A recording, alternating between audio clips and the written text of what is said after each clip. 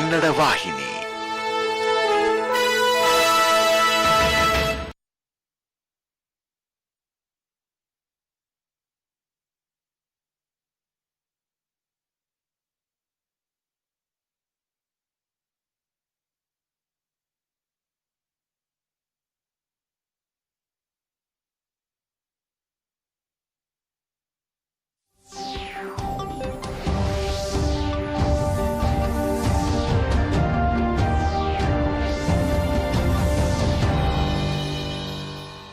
ನಮಸ್ಕಾರ. ಮುಖ್ಯಾಂಶಗಳು. ರಾಜ್ಯ ಸಚಿವ ಸಂಪುಟ ವಿಸ್ತರಣೆ ಕುರಿತು ಬಿಜೆಪಿ ರಾಷ್ಟ್ರೀಯ ಅಧ್ಯಕ್ಷರೊಂದಿಗೆ ಮುಖ್ಯಮಂತ್ರಿ ಬಿಎಸ್ ಯಡಿಯೂರಪ್ಪ ಚರ್ಚೆ. ಪೂರಕ ಪ್ರತಿಕ್ರಿಯೆ ವಿಶ್ವಾಸ. ಏಷ್ಯಾ ವಲಯದಲ್ಲಿ ಶಾಂತಿ ಸ್ಥಿರತೆ ಸ್ಥಾಪನೆಗೆ ಭಾರತ ಜಪಾನ್ ಬದ್ಧ. ರಕ್ಷಣಾ ಬಾಂಧವ್ಯ ವೃದ್ಧಿ ಡಾಕ್ಟರ್ ಎಸ್ ಜೈಶಂಕರ್. ಕೈಗಾರಿಕಾ ತಿದ್ದುಪಡಿ ಕಾಯ್ದೆಯಲ್ಲಿ ಎಂಎಸ್ಎಂಇ ಬೃಹತ್ ಕೈಗಾರಿಕೆಗಳ ಸ್ಥಾಪನೆ ನಿಯಮಾವಳಿ ಸರಳೀಕರಣ ಜಗದೀಶ್ ಶೆಟ್ಟರ್.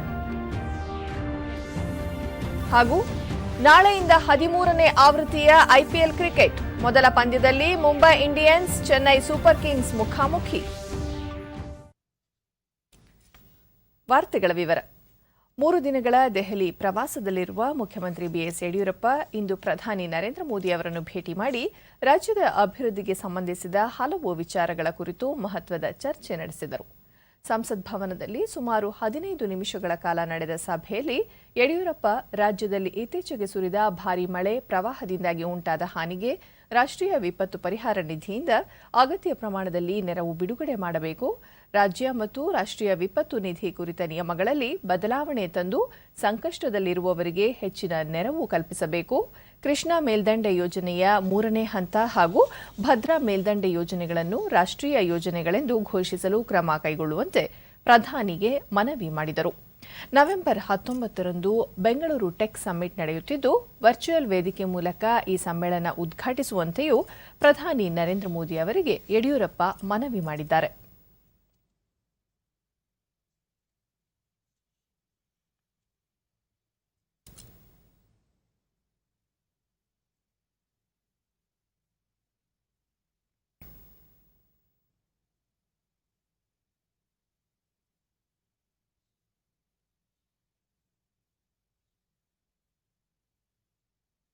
ಬಳಿಕ ಮುಖ್ಯಮಂತ್ರಿ ಕೇಂದ್ರ ಪರಿಸರ ಖಾತೆ ಸಚಿವ ಪ್ರಕಾಶ್ ಜಾವಡೇಕರ್ ಅವರನ್ನು ಭೇಟಿ ಮಾಡಿ ರಾಜ್ಯದ ಕಳಸಾ ಬಂಡೂರಿ ನಾಲಾ ಹಾಗೂ ಮೇಕೆದಾಟು ನೀರಾವರಿ ಯೋಜನೆಗಳಿಗೆ ಸೂಕ್ತ ಅನುಮತಿ ಹಾಗೂ ಅನುಮೋದನೆ ನೀಡಿದರೆ ರಾಜ್ಯಕ್ಕೆ ಮಂಜೂರಾಗಿರುವ ನೀರಿನ ಪ್ರಮಾಣ ಸದ್ಬಳಕೆ ಮಾಡಿಕೊಳ್ಳಲು ಸಹಕಾರಿಯಾಗಲಿದೆ ಎಂದು ತಿಳಿಸಿದರು. ಕೇಂದ್ರ ಜಲಶಕ್ತಿ ಸಚಿವ ಗಜೇಂದ್ರ ಸಿಂಗ್ ಶೇಖಾವತ್ ಅವರನ್ನು ಭೇಟಿ ಮಾಡಿ ಕೃಷ್ಣಾ ಹಾಗೂ ಭದ್ರಾ ಮೇಲ್ದಂಡೆ ಯೋಜನೆಗಳು ಸೇರಿದಂತೆ ರಾಜ್ಯದ ನೀರಾವರಿ ಯೋಜನೆಗಳಿಗೆ ನೆರವು ನೀಡುವಂತೆ ಮನವಿ ಮಾಡಿದರು. ಪೆಟ್ರೋಲಿಯಂ ಹಾಗೂ ನೈಸರ್ಗಿಕ ಅನಿಲ ಖಾತೆ ಸಚಿವ ಧರ್ಮೇಂದ್ರ ಪ್ರಧಾನ್ ಅವರನ್ನು ಭೇಟಿ ಮಾಡಿದ ಯಡಿಯೂರಪ್ಪ ವಿಶ್ವೇಶ್ವರಯ್ಯ ಕಬ್ಬಿಣ ಮತ್ತು ಉಕ್ಕು ಕಾರ್ಖಾನೆ ಹೂಡಿಕೆ ಹಿಂತೆಗೆತ ಕುರಿತು ಚರ್ಚಿಸಿದರು. ಇದಕ್ಕೂ ಮುನ್ನ ಯಡಿಯೂರಪ್ಪ ದೆಹಲಿಯ ಕರ್ನಾಟಕ ಭವನದ ಕಾವೇರಿ ವಸತಿ ಸಂಕೀರ್ಣ ನಿರ್ಮಾಣಕ್ಕೆ ಭೂಮಿ ಪೂಜೆ ನೆರವೇರಿಸಿದರು. ಈ ಸಂದರ್ಭದಲ್ಲಿ ಕೇಂದ್ರ ಸಚಿವರಾದ ಡಿವಿ ಸದಾನಂದಗೌಡ, ಪ್ರಹ್ಲಾದ್ ಜೋಶಿ, ಉಪಮುಖ್ಯಮಂತ್ರಿ ಗೋವಿಂದ ಕಾರಜೋಳ, ಸಚಿವ ಸಂಪುಟದ ಸಹೋದ್ಯೋಗಿಗಳು, ಸಂಸದರು ಮತ್ತಿತರ ಗಣ್ಯರು ಪಾಲ್ಗೊಂಡಿದ್ದರು.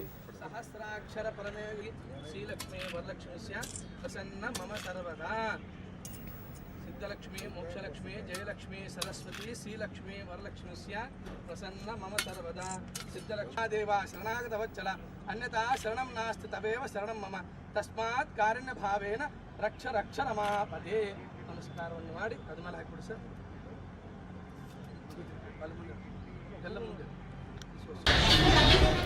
ಬಳಿಕ ಯಡಿಯೂರಪ್ಪ ಕಾವೇರಿ ವಸತಿ ಕಟ್ಟಡ ನಿರ್ಮಾಣಕ್ಕೆ 120 ಕೋಟಿ ರೂಪಾಯಿ ವೆಚ್ಚ ಮಾಡುತ್ತಿದ್ದು ಎಲ್ಲ ರೀತಿಯ ಸೌಲಭ್ಯಗಳನ್ನು ಇದು ಒಳಗೊಂಡಿದೆ.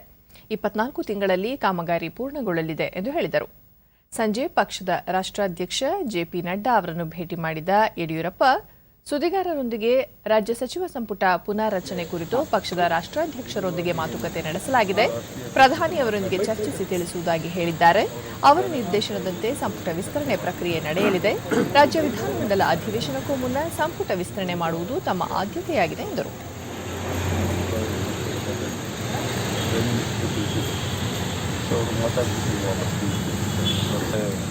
ಮಾತಾಡ್ಬಿಟ್ಟು ತಿಳಿಸ್ತೇನೆ. ವಿಸ್ತರಣೆನ ಪುನರ್ರಚನೆ ಸರ್ ಎಲ್ಲ ಏನು ಡೈರೆಕ್ಷನ್ಸ್ ಇರ್ತಾರೆ ಅಧಿವೇಶನದ ಪರಿಚಯ ಮಾಡಬೇಕು ಅಂತ ನನ್ನ ಅಪೇಕ್ಷೆ ಇದೆ. ಇವ್ರೇನು ಮಾಡ್ತಾರೆ ತಿಳಿಸ್ತಾರೆ, ಸ್ವಲ್ಪ ಕೈ ಮಾಡೋದು ಏನು ಸಲಹೆ ಕೊಡ್ತಾರೆ ನಮ್ಮ ರಾಷ್ಟ್ರೀಯ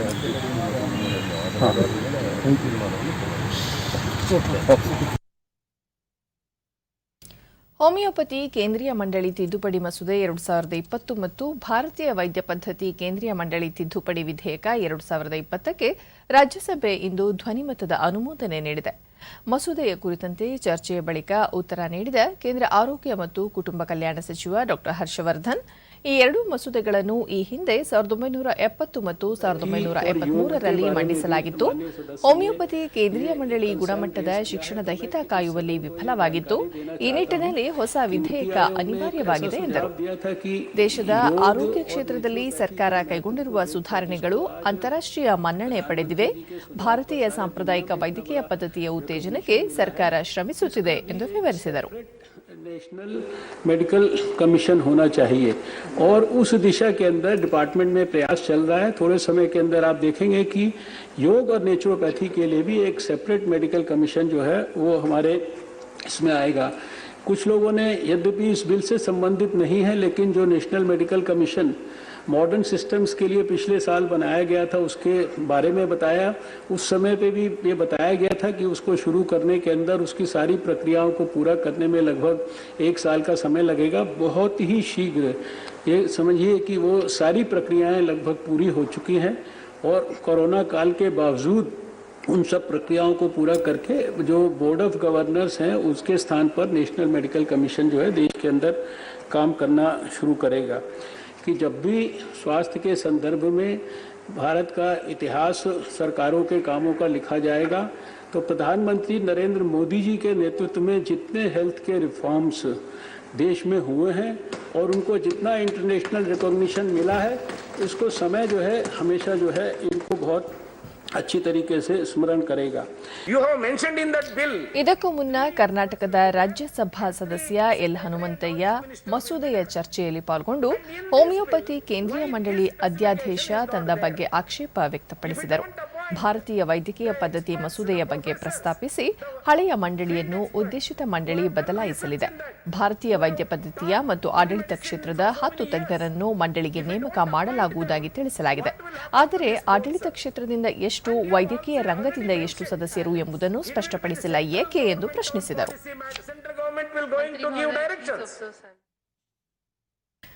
ರಾಜ್ಯಸಭೆ ಇಂದು ಸಚಿವರ ವೇತನ ಮತ್ತು ಭತ್ಯೆ ತಿದ್ದುಪಡಿ ವಿಧೇಯಕ 2020 ಮತ್ತು ಸಂಸತ್ ಸದಸ್ಯರ ವೇತನ, ಭತ್ಯೆ, ಪಿಂಚಣಿ ತಿದ್ದುಪಡಿ ವಿಧೇಯಕ 2020ಕ್ಕೆ ಅವಿರೋಧವಾಗಿ ಧ್ವನಿಮತದ ಅಂಗೀಕಾರ ನೀಡಿದೆ. ಸಚಿವರ ವೇತನ ಮತ್ತು ಭತ್ಯೆ ಮಸೂದೆ ಮಂಡಿಸಿದ ಸಚಿವ ಕಿಶನ್ ರೆಡ್ಡಿ, ಕೋವಿಡ್ ಹಿನ್ನೆಲೆಯಲ್ಲಿ ಎದುರಾಗಿರುವ ಪ್ರತಿಕೂಲ ಪರಿಸ್ಥಿತಿಯಲ್ಲಿ ಸಚಿವರ ವೇತನ ಮತ್ತು ಭತ್ಯೆಯನ್ನು 30% ಕಡಿತ ಮಾಡಲು ಈ ಮಸೂದೆ ಅವಕಾಶ ನೀಡಲಿದೆ ಎಂದರು. और सहायता महत्वों को दर्शाया है और इस महामारी के फैलाव को नियंत्रित करने के लिए कुछ जरूरी उपाय करना आवश्यक हो गया थे. ऐसी स्थिति नियंत्रण के उद्देश्य से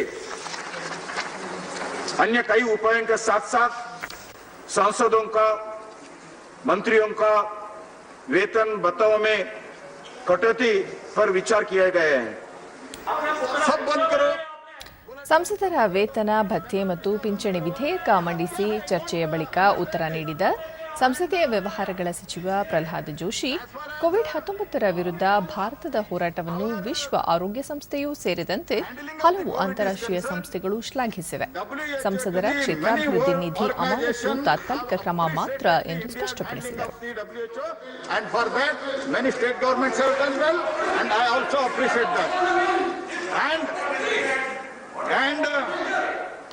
जिन लोगों ने अभी एमपी फंड के बारे में बात किया, MP fund is out of the scope of bill, but this is temporary, that is only I would like to tell.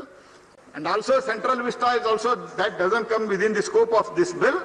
I can only say these are all the things, either bullet train ho or kuch ho, rasta ho, ye sab, these are all the projects. And at one hand we tell that public spending should become more, and one hand you are telling including bullet train or train, sub train band karo. Ye kya tarika hai? This is not good. कि पहले ये 2 साल ಇದಕ್ಕೂ के लिए तो ಮುನ್ನ ಗುಲಾಂ ನಬಿ ಆಜಾದ್ ಸೇರಿದಂತೆ ಹಲವು ಸದಸ್ಯರು ಸಂಸದರ ಕ್ಷೇತ್ರಾಭಿವೃದ್ಧಿ ನಿಧಿಯನ್ನು 2 ವರ್ಷಗಳ ಕಾಲ ಅಮಾನತು ಮಾಡಿರುವ ಕ್ರಮಕ್ಕೆ ಆಕ್ಷೇಪ ವ್ಯಕ್ತಪಡಿಸಿ ಈ ನಿಧಿ ಜನರ ಹಣವಾಗಿದ್ದು ಜನಕಲ್ಯಾಣಕ್ಕಾಗಿ ವೆಚ್ಚ ಮಾಡಬೇಕು ಎಂದರು. बोलते हैं कि एमपीज को इन्वॉल्व होना चाहिए। सर खाली हाथ क्या करे, मास्क भी नहीं दे सकता। एक एमपी जब जाएगा तो किसी को मास्क नहीं दे सकता है, किसी को सैनिटाइजर नहीं दे सकता।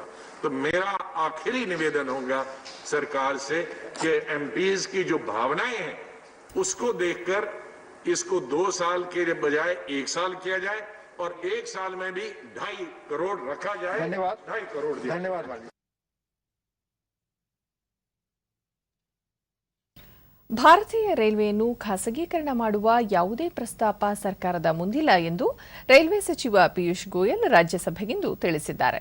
ಲಿಖಿತ ಉತ್ತರದಲ್ಲಿ ಅವರು 2030ರವರೆಗೆ ಸಂಪರ್ಕ ಜಾಲದ ವಿಸ್ತರಣೆ, ಸಾಮರ್ಥ್ಯ ವರ್ಧನೆ ಮತ್ತು ಇತರ ಆಧುನೀಕರಣ ಕಾಮಗಾರಿಗಳಿಗಾಗಿ ಭಾರತೀಯ ರೈಲ್ವೆಗೆ 50 ಲಕ್ಷ ಕೋಟಿ ರೂಪಾಯಿಗಳ ಹೂಡಿಕೆಯ ಅಗತ್ಯವಿದೆ ಎಂದು ಅಂದಾಜು ಮಾಡಲಾಗಿದೆ ಎಂದು ತಿಳಿಸಿದ್ದಾರೆ. ಸುಧಾರಿತ ಸೇವೆ ಒದಗಿಸಲು ಮತ್ತು ಬಂಡವಾಳ ಹೂಡಿಕೆಯ ಕಂದಕ ತುಂಬಲು, ಆಧುನಿಕ ತಂತ್ರಜ್ಞಾನ ತರಲು, ಸಾರ್ವಜನಿಕ ಖಾಸಗಿ ಪಾಲುದಾರಿಕೆಯಲ್ಲಿ ಆಯ್ದ ಮಾರ್ಗಗಳಲ್ಲಿ ಪ್ರಯಾಣಿಕರ ರೈಲು ಸಂಚಾರ ಸೇರಿದಂತೆ ಕೆಲವೊಂದು ಉಪಕ್ರಮ ಯೋಜಿಸಲಾಗಿದೆ ಎಂದು ತಿಳಿಸಿದ್ದಾರೆ. ಈ ಎಲ್ಲ ಕ್ರಮಗಳಲ್ಲಿ ರೈಲುಗಳ ಕಾರ್ಯಾಚರಣೆ ಮತ್ತು ಸುರಕ್ಷತೆ ಪ್ರಮಾಣೀಕರಣ ಭಾರತೀಯ ರೈಲ್ವೆಯ ಬಳಿಯೇ ಇರಲಿದೆ ಎಂದು ತಿಳಿಸಿದ್ದಾರೆ. ಭಾರತ ಮತ್ತು ಜಪಾನ್ ಎರಡೂ ಏಷ್ಯಾ ವಲಯದಲ್ಲಿ ಶಾಂತಿ ಮತ್ತು ಸ್ಥಿರತೆ ಸ್ಥಾಪಿಸಲು ಬದ್ಧವಾಗಿವೆ ಎಂದು ವಿದೇಶಾಂಗ ವ್ಯವಹಾರಗಳ ಸಚಿವ ಡಾ ಎಸ್ ಜೈಶಂಕರ್ ತಿಳಿಸಿದ್ದಾರೆ. ಫಿಕ್ಕಿ ಆಯೋಜಿಸಿದ್ದ ಭಾರತ ಜಪಾನ್ ಹೊಸ ಅವಕಾಶಗಳ ಶೋಧನೆಯ ಸಮಯ ಕುರಿತ ವಿಷಯ ಕುರಿತು ಮಾತನಾಡುತ್ತಾ ಎರಡೂ ದೇಶಗಳ ನಡುವಿನ ಬಾಂಧವ್ಯ ಮತ್ತು ಬದ್ಧತೆಯನ್ನು ಇದೇ ಸ್ವರೂಪದಲ್ಲಿ ಮುಂದುವರಿಸಲಾಗುವುದು ಎಂದು ಹೇಳಿದರು. ರಕ್ಷಣೆ ಮತ್ತು ಭದ್ರತೆ ಕುರಿತ ಬಾಂಧವ್ಯ ಎರಡೂ ದೇಶಗಳ ನಡುವಿನ ಸಂಬಂಧದ ಹೊಸ ಅಂಶವಾಗಿದ್ದು ತ್ವರಿತವಾಗಿ ಮತ್ತು ಗಣನೀಯವಾಗಿ ವೃದ್ಧಿಸಿದೆ. ನಮ್ಮ ಎರಡೂ ದೇಶಗಳ ನಡುವೆ ವಾರ್ಷಿಕ ಶೃಂಗಸಭೆಯ ಜೊತೆಗೆ 2+2 ಮಾತುಕತೆಗಳು ನಡೆಯುತ್ತಿವೆ ಎಂದು ತಿಳಿಸಿದರು. People talk of the rebalancing of the world.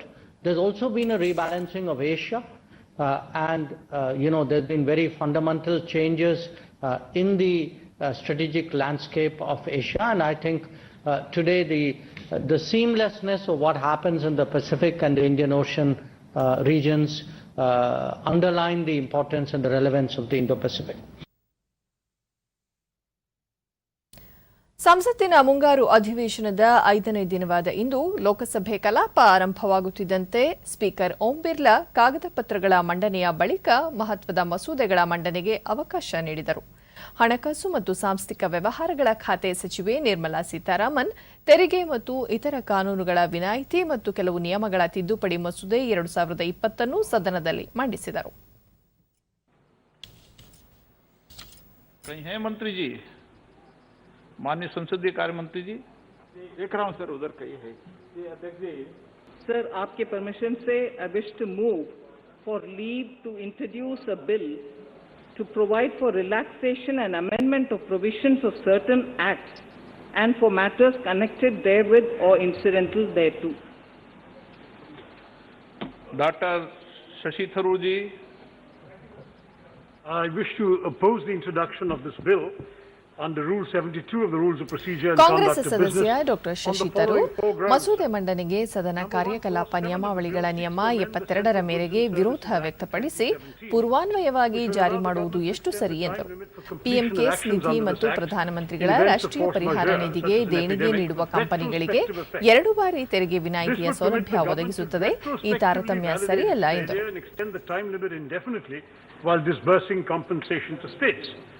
That is unconstitutional violation of the government's undertakings in the name of an act of God. ಹಿರಿಯ ಸದಸ್ಯ ಮನೀಶ್ ತಿವಾರಿ ಈ ಮಸೂದೆ ಪ್ರಕ್ರಿಯಾತ್ಮಕವಾಗಿ ಸೂಕ್ತವಾಗಿಲ್ಲ.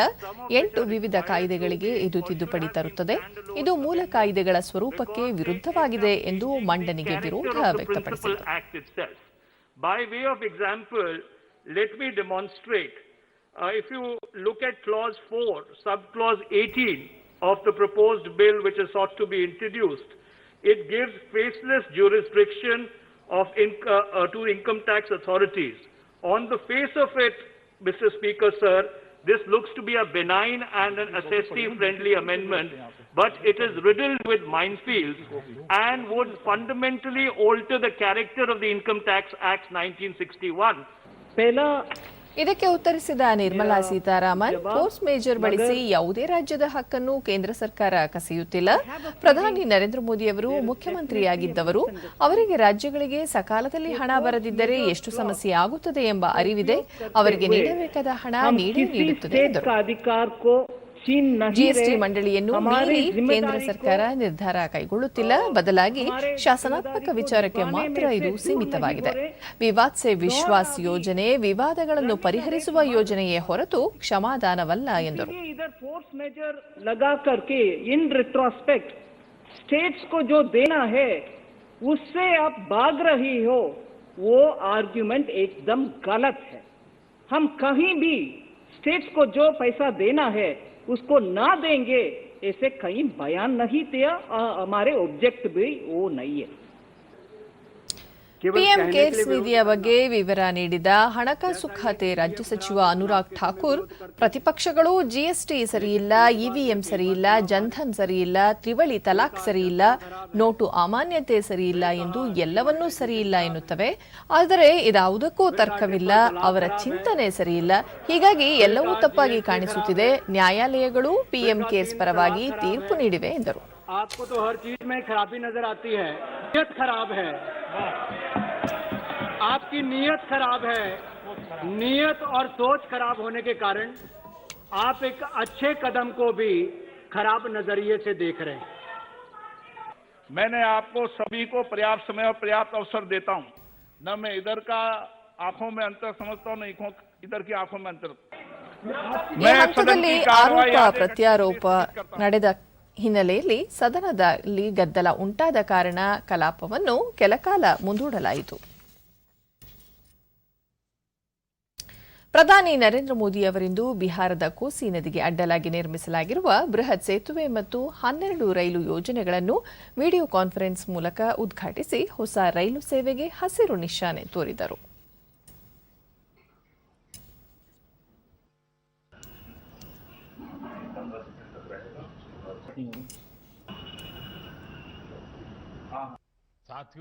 ಬಳಿಕ ಅವರು ಕೋಸಿ ಮಹಾಸೇತು ಮೂಲಕ ರೈಲು ಸಂಚಾರ ಸುಗಮವಾದರೆ ರೈಲು ವಿದ್ಯುದೀಕರಣ, ರೈಲ್ವೆಯ ಯೋಜನೆಗಳಲ್ಲಿ ಹೊಸ ಉದ್ಯೋಗ ಸೃಷ್ಟಿಯಾಗಲಿದೆ. ಬಿಹಾರದ ರೈಲು ಸಶಕ್ತೀಕರಣದೊಂದಿಗೆ ಪಶ್ಚಿಮ ಬಂಗಾಳ ಮತ್ತು ಪೂರ್ವ ಭಾರತದ ರೈಲು ಸಂಪರ್ಕವೂ ಉತ್ತಮಗೊಳ್ಳಲಿದೆ. ಇದರಿಂದ ಕೋಟ್ಯಾಂತರ ರೈಲು ಪ್ರಯಾಣಿಕರಿಗೆ ಅನುಕೂಲವಾಗಲಿದೆ ಎಂದರು. ಕೃಷಿ ಸುಧಾರಣೆ ಮಸೂದೆಗಳ ಬಗ್ಗೆ ಪ್ರತಿಪಕ್ಷಗಳು ಜನರನ್ನು ದಾರಿ ತಪ್ಪಿಸುತ್ತಿವೆ ಎಂದ ಪ್ರಧಾನಿ, ಹೊಸ ಮಸೂದೆ ರೈತರನ್ನು ಮಧ್ಯವರ್ತಿಗಳಿಂದ ಮುಕ್ತಗೊಳಿಸುತ್ತದೆ ಮತ್ತು ತಮ್ಮ ಉತ್ಪನ್ನವನ್ನು ಮುಕ್ತವಾಗಿ ಉತ್ತಮ ಲಾಭದಾಯಕ ಬೆಲೆಗೆ ಮಾರಾಟ ಮಾಡಲು ಇರುವ ತೊಡಕು ನಿವಾರಿಸಲಿದೆ ಎಂದರು. ಈ ಕೃಷಿ ಸುಧಾರಣೆಯ ಮಸೂದೆಗಳು ರೈತರನ್ನು ಸಬಲೀಕರಿಸಲಿದ್ದು ಆಧುನಿಕ ತಂತ್ರಜ್ಞಾನದ ಪ್ರಯೋಜನ ಪಡೆಯಲು ನೆರವಾಗುತ್ತದೆ. ಆದರೆ ಅನೇಕ ಶಕ್ತಿಗಳು ರೈತರನ್ನು ಹೊಸ ಶಾಸನದ ಬಗ್ಗೆ ದಾರಿ ತಪ್ಪಿಸುವ ಕೆಲಸ ಮಾಡುತ್ತಿವೆ ಎಂದು ಆರೋಪಿಸಿದರು. ಈ ಹಿಂದಿನಂತೆಯೇ ಕನಿಷ್ಠ ಬೆಂಬಲ ಬೆಲೆ ಪದ್ಧತಿ ಮತ್ತು ಸರ್ಕಾರದಿಂದ ಧಾನ್ಯ ಖರೀದಿ ವ್ಯವಸ್ಥೆ ಮುಂದುವರಿಯಲಿದೆ ಎಂದು ಪ್ರಧಾನಿ ಸ್ಪಷ್ಟಪಡಿಸಿದರು. हमारे अन्नदाता किसानों को अनेक बंधनों से मुक्ति दिलाई है. आजादी के बाद किसानों को किसानी में एक नई आजादी देने का काम हुआ है. इन सुधारों से किसानों को अपनी उपज बेचने में और ज्यादा विकल्प मिलेंगे और ज्यादा अवसर मिलेंगे. मैं देश भर के किसानों को इन विधेयकों के पारित होने पर बहुत बहुत बधाई देता हूं. किसान और ग्राहक के बीच जो बिचौलिए होते हैं, जो किसानों की कमाई का बड़ा हिस्सा खुद ले लेते हैं, उनसे बचाने के लिए विधेयक लाए जाने बहुत आवश्यक थे. ರೈಲ್ವೆ ಸಚಿವ ಪಿಯೂಷ್ ಗೋಯಲ್, ಬಿಹಾರ ಮುಖ್ಯಮಂತ್ರಿ ನಿತೀಶ್ ಕುಮಾರ್ ಭಾಗಿಯಾಗಿದ್ದರು.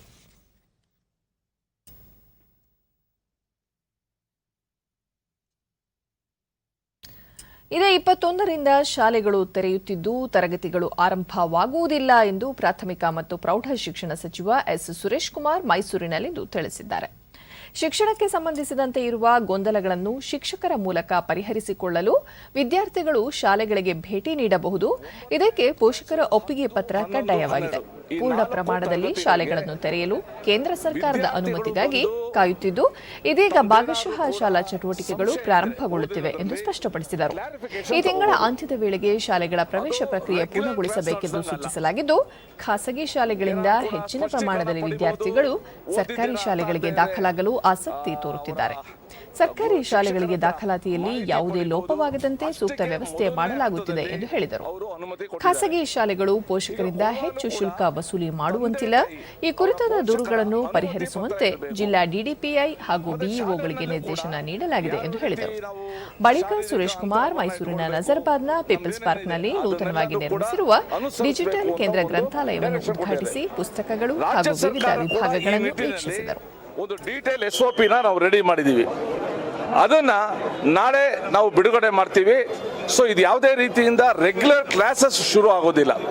ರೆಗ್ಯುಲರ್ ಕ್ಲಾಸಸ್ನ ಶುರು ಮಾಡೋದಕ್ಕೆ ನಾವು ಕೇಂದ್ರ ಸರ್ಕಾರದ ಆದೇಶವನ್ನ, ಅವರ ಹಸಿರು ನಿಶಾನೆಯನ್ನ ನಾವು ಕಾಯ್ತಾ ಇದ್ದೀವಿ. ನಾವು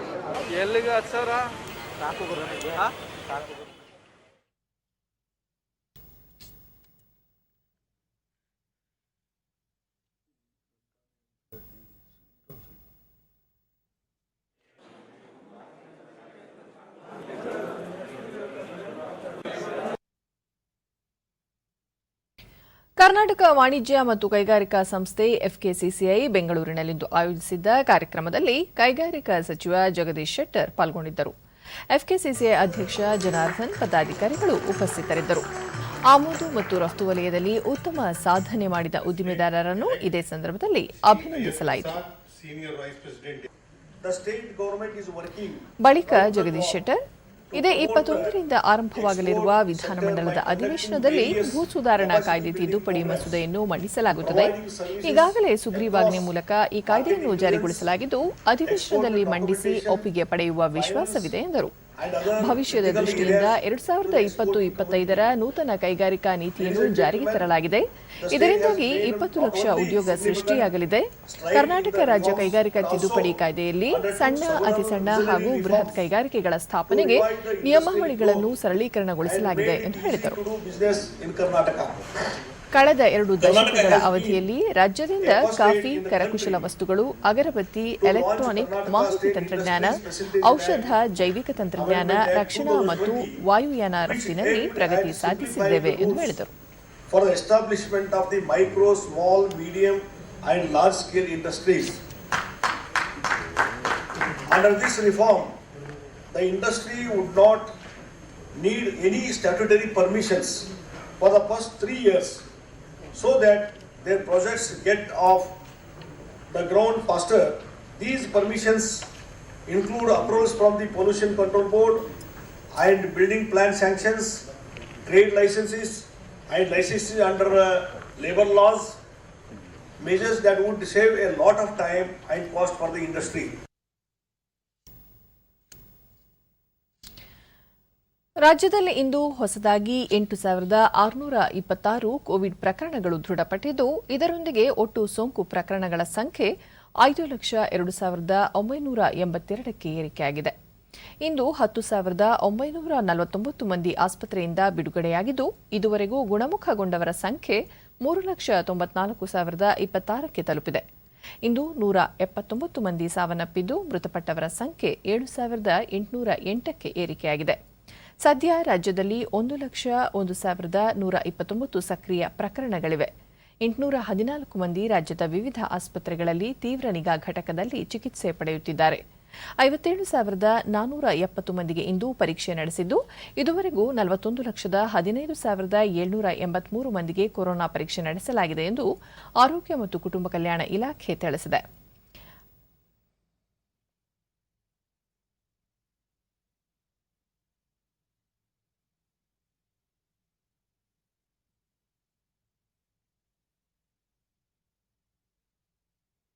ಬೆಂಗಳೂರಿನಲ್ಲಿ 3623 ಮಂದಿಗೆ ಸೋಂಕು ತಗುಲಿದ್ದು ಒಟ್ಟು ಸೋಂಕು ಪ್ರಕರಣಗಳ ಸಂಖ್ಯೆ 1,87,705ಕ್ಕೆ ಏರಿಕೆಯಾಗಿದೆ. ಇಂದು 2,725 ಮಂದಿ ಆಸ್ಪತ್ರೆಯಿಂದ ಬಿಡುಗಡೆಯಾಗಿದ್ದು ಇದುವರೆಗೂ ಬಿಡುಗಡೆಯಾದವರ ಸಂಖ್ಯೆ 1,43,198ಕ್ಕೆ ಏರಿಕೆಯಾಗಿದೆ. ಸದ್ಯ 41,914 ಸಕ್ರಿಯ ಪ್ರಕರಣಗಳಿವೆ. ಬೆಂಗಳೂರಿನಲ್ಲಿ 37 ಮಂದಿ ಮೃತಪಟ್ಟಿರುವುದು ಸೇರಿದಂತೆ ಒಟ್ಟಾರೆ 2,592 ಮಂದಿ ಸಾವನ್ನಪ್ಪಿದ್ದಾರೆ. ವಿವಿಧ ಜಿಲ್ಲೆಗಳಲ್ಲಿ ವರದಿಯಾಗಿರುವ ಪ್ರಕರಣಗಳ ವಿವರ ಇಂತಿದೆ. ಬಾಗಲಕೋಟೆಯಲ್ಲಿ 206, ಬಳ್ಳಾರಿ 296, ಬೆಳಗಾವಿ 221, ಬೆಂಗಳೂರು ಗ್ರಾಮಾಂತರ 112, ಬೀದರ್ 46, ಚಾಮರಾಜನಗರ 67, ಚಿಕ್ಕಬಳ್ಳಾಪುರ 63, ಚಿಕ್ಕಮಗಳೂರು 109, ಚಿತ್ರದುರ್ಗ 141, ದಕ್ಷಿಣ ಕನ್ನಡ 456, ದಾವಣಗೆರೆ 146, ಧಾರವಾಡ 135, ಗದಗ 31, ಹಾಸನ 173, ಹಾವೇರಿ 116, ಕಲಬುರಗಿ 179, ಕೊಡಗು 44, ಕೋಲಾರ 63, ಕೊಪ್ಪಳ 176, ಮಂಡ್ಯ 69, ಮೈಸೂರು 600, ರಾಯಚೂರು 116, ರಾಮನಗರ 70, ಶಿವಮೊಗ್ಗ 257, ತುಮಕೂರು 208, ಉಡುಪಿ 493, ಉತ್ತರ ಕನ್ನಡ 181, ವಿಜಯಪುರ 86, ಯಾದಗಿರಿಯಲ್ಲಿ 143 ಪ್ರಕರಣಗಳು ವರದಿಯಾಗಿವೆ.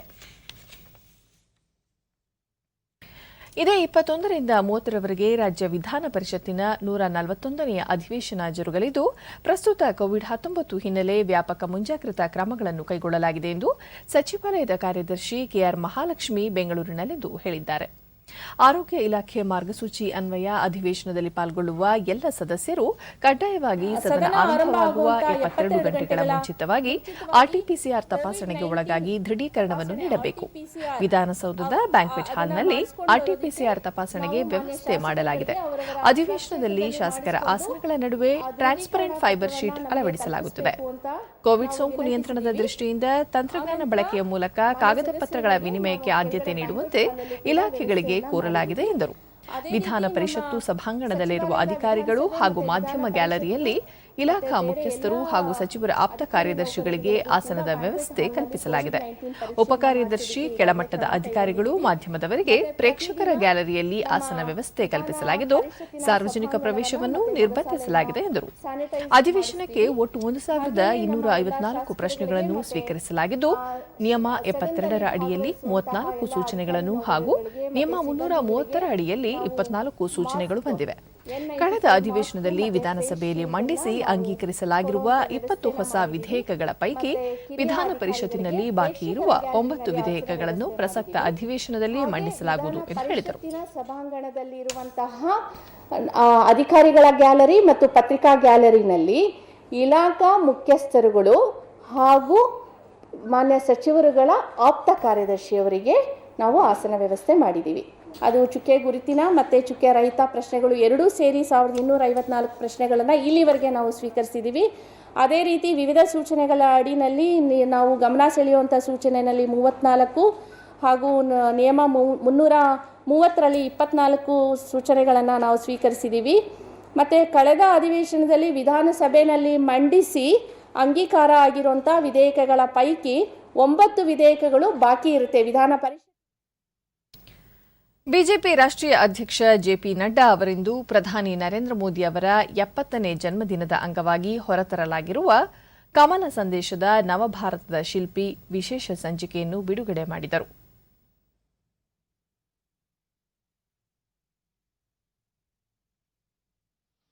ನಂತರ ಅವರು ಪ್ರಧಾನಿ ನರೇಂದ್ರ ಮೋದಿ ಅವರ ನಾಯಕತ್ವದಲ್ಲಿ ರಾಜಕೀಯ ಸಂಸ್ಕೃತಿಯೇ ಬದಲಾಗಿದೆ. ಸೇವಾ ಸಂಸ್ಕೃತಿ, ಜನರಿಗೆ ಸಮರ್ಪಿತವಾದ ಸಂಸ್ಕೃತಿ ಬಂದಿದೆ. ಪ್ರಧಾನಿಯವರು ಶೋಷಿತರ, ವಂಚಿತರ, ಬಡವರ ಸಬಲೀಕರಣಕ್ಕಾಗಿ ಮತ್ತು ಅವರನ್ನು ಸಮಾಜದ ಮುಖ್ಯವಾಹಿನಿಗೆ ತರಲು ಹಗಲಿರುಳು ಶ್ರಮಿಸುತ್ತಿದ್ದಾರೆ ಎಂದರು. संस्कृति जनता के लिए समर्पण की संस्कृति और समाज में जो पिछड़े, दलित, हमारे वंचित, शोषित, पीड़ित जो समाज के अंतिम पायदान पर खड़े हैं उनको ताकत देने की, उनको एम्पावर करने की, उनको सशक्तिकरण करते हुए उनको मुख्य धारा में लाने का काम नरेंद्र मोदी जी की सरकार ने किया है. ದೀರ್ಘ ನಿರೀಕ್ಷೆಯ ಬಳಿಕ ಐಪಿಎಲ್ ಕ್ರಿಕೆಟ್ ಪಂದ್ಯಾವಳಿಯ 13ನೇ ಆವೃತ್ತಿ ನಾಳೆಯಿಂದ ಸಂಯುಕ್ತ ಅರಬ್ ಎಮಿರೇಟ್ಸ್ನ ಅಬುದಾಬಿಯಲ್ಲಿ ಆರಂಭಗೊಳ್ಳಲಿದೆ. ರೋಹಿತ್ ಶರ್ಮಾ ನೇತೃತ್ವದ ಮುಂಬೈ ಇಂಡಿಯನ್ಸ್ ಮತ್ತು ಮಹೇಂದ್ರ ಸಿಂಗ್ ಧೋನಿ ನೇತೃತ್ವದ ಚೆನ್ನೈ ಸೂಪರ್ ಕಿಂಗ್ಸ್ ತಂಡಗಳು ಮೊದಲ ಪಂದ್ಯದಲ್ಲಿ ಮುಖಾಮುಖಿಯಾಗಲಿವೆ. ಕೋವಿಡ್-19 ಸಾಂಕ್ರಾಮಿಕದ ಹಿನ್ನೆಲೆಯಲ್ಲಿ ಯುಎಇಗೆ ಪಂದ್ಯ ಸ್ಥಳಾಂತರವಾಗಿದ್ದು ಕೇವಲ ಟಿವಿಯಲ್ಲಿ ಮಾತ್ರ ವೀಕ್ಷಣೆಗೆ ಲಭ್ಯವಾಗಲಿದೆ. ಅಬುಧಾಬಿ, ಶಾರ್ಜಾ ಮತ್ತು ದುಬೈನಲ್ಲಿ ಒಟ್ಟು 60 ಪಂದ್ಯಗಳು ನಡೆಯಲಿವೆ. ಆಯೋಜಕರು ಸೋಂಕು ಹರಡದಂತೆ ಹಲವು ಮುನ್ನೆಚ್ಚರಿಕಾ ಕ್ರಮಗಳನ್ನು ಕೈಗೊಂಡಿದ್ದಾರೆ.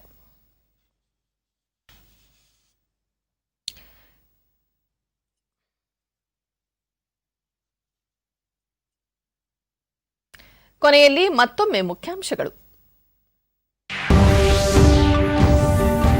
ರಾಜ್ಯ ಸಚಿವ ಸಂಪುಟ ವಿಸ್ತರಣೆ ಕುರಿತು ಬಿಜೆಪಿ ರಾಷ್ಟ್ರೀಯ ಅಧ್ಯಕ್ಷರೊಂದಿಗೆ ಮುಖ್ಯಮಂತ್ರಿ ಬಿಎಸ್ ಯಡಿಯೂರಪ್ಪ ಚರ್ಚೆ, ಪೂರಕ ಪ್ರತಿಕ್ರಿಯೆ ವಿಶ್ವಾಸ.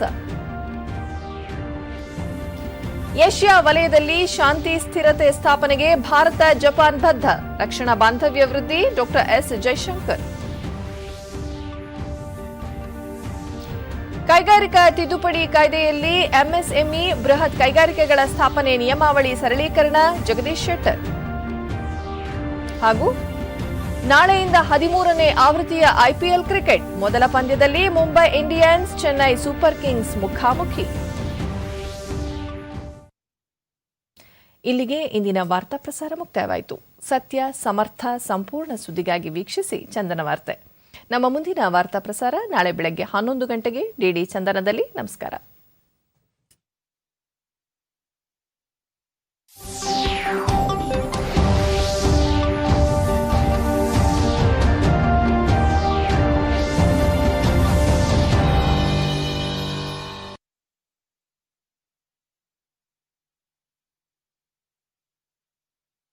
ಇವತ್ತು ನಿಮ್ಮ ಜೀವನದಲ್ಲಿ ಯಾರು ಗೆಲ್ತಾ ಇದ್ದಾರೆ? ಹೃದಯನೋ ಮೆದುಳು? ತಮಾಷೆ ಅಂದ್ರೆ ಹೃದಯ ಮತ್ತು ಮೆದುಳುಗಳ ಈ ಕುಸ್ತಿಯ ಅಗತ್ಯನೇ ಇಲ್ಲ. ಏಕೆಂದ್ರೆ ಮೆದುಳು ಬೇಕಾದ್ರೆ ಎಂತೆಂಥ ಸಿಂಪಲ್ ಉಪಾಯ ಹುಡುಕುತ್ತೆ ಅಂದ್ರೆ ಅದರಿಂದ ಹೃದಯನೂ ಖುಷಿ ಪಡುತ್ತೆ, ಆರೋಗ್ಯ ಕೂಡ. ದಿನದ ಆಹಾರದಲ್ಲಿ ಎಣ್ಣೆ ಕಡಿಮೆ ಮಾಡಬೇಕು ಅಂತಿದ್ರೆ ಈಗ ಎಷ್ಟು ಎಣ್ಣೆ ಬಳಸ್ತಿದ್ರೋ ಅದನ್ನ ನಿಧಾನವಾಗಿ ಕಡಿಮೆ ಮಾಡಿ. ಇನ್ನು ಸ್ವಲ್ಪ ದಿನ ಆದ್ಮೇಲೆ ಇನ್ನೂ ಸ್ವಲ್ಪ ಕಡಿಮೆ. ಉಪ್ಪನ್ನು ಕಡಿಮೆ ಮಾಡೋದಿದ್ರು ಇದನ್ನೇ ಮಾಡಿ. ಅಡುಗೆ ಮಾಡುವಾಗ ಉಪ್ಪಿನ ಪ್ರಮಾಣವನ್ನ ನಿಧಾನವಾಗಿ ಕಡಿಮೆ ಮಾಡಿ.